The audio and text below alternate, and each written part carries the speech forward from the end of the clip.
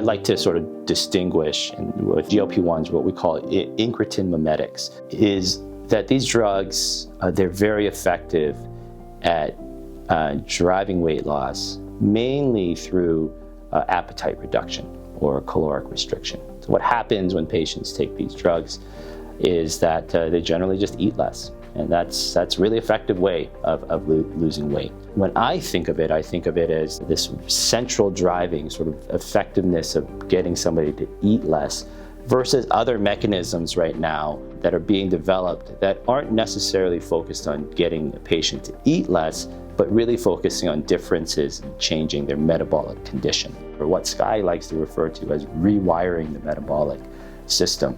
And what that means is maybe some drugs could improve muscle mass or drive specifically fat mass loss through targeting of the fat mass or increasing energy expenditure.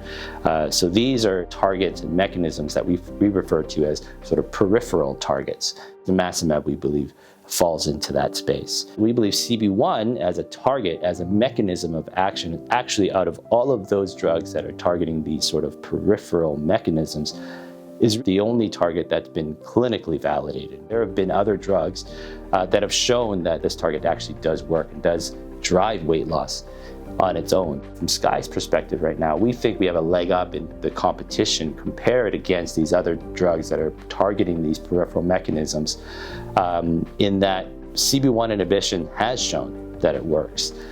Skye is differentiated in that it truly is peripherally targeting, it does not enter the brain, and in doing so, it doesn't have the same challenges as some of these other small molecules that are used that have shown some significant neuropsychiatric side effects. The opportunity for Skye now is to obviously develop Nimacimab into a space that we think is very nascent. What we believe is that Nimacimab will fill a role that current drugs just aren't currently filling.